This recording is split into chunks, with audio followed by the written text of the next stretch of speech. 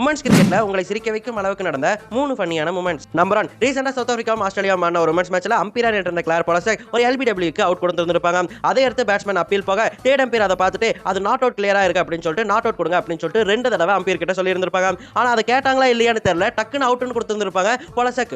அதை பார்த்து Australian ஃபீல்டர்ஸே shock ஆகி இருந்திருப்பாங்க. ஏமா அது நாட் அவுட்மா, நாட் அவுட் கொடுன்னு சொல்ல நாட் அவுட் ஐயோ சேஞ்ச் பண்றீங்க அப்படின்னு சொல்லிட்டு டக்குன்னு நாட் அவுட் கொடுத்திருப்பாங்க. அதை கொடுக்கும்போது ஒரு கியூட்டான ரியாக்ஷன் கொடுத்திருப்பாங்க. அதை பார்க்கும்போது உண்மையிலே சிரிப்பா இருந்திருக்காங்க.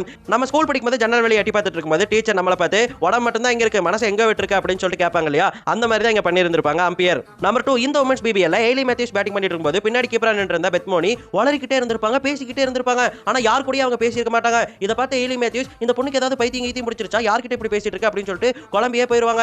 ஒரு கட்டத்தில் கடுப்பாகி ஏலி மேத்யூஸ் பெத்மோனி கிட்டே போய் யார்கிட்டமா பேசிட்டு இருக்க, மைக்ல கீக்கில பேசிட்டு இருக்கேன் அப்படின்னு சொல்லிட்டு கேட்டிருப்பாங்க. அதுக்கு பெத்மோனி காமெடியா சொல்றதுக்காக நான் மைக்லயே பேசலையே, நான் எனக்குள்ளேயே பேசிட்டு இருக்கேன், நான் கொஞ்சம் பைத்தியம் அப்படிங்கிற மாதிரி சொல்லி இருந்திருப்பாங்க. ஆனா உண்மையிலேயே அவங்க மைக்ல தான் கமெண்டேட்டர்ஸ் கூட பேசிட்டு இருந்திருப்பாங்க. அது ஏலி மேத்யூஸை டிஸ்ட்ராக்ட் பண்ணிச்சோ என்னவோ அடுத்த பாலே அவுட் ஆகி போயிருந்திருப்பாங்க. அதை கமெண்டேட்டருமே மென்ஷன் பண்ணி இருந்திருப்பாங்க.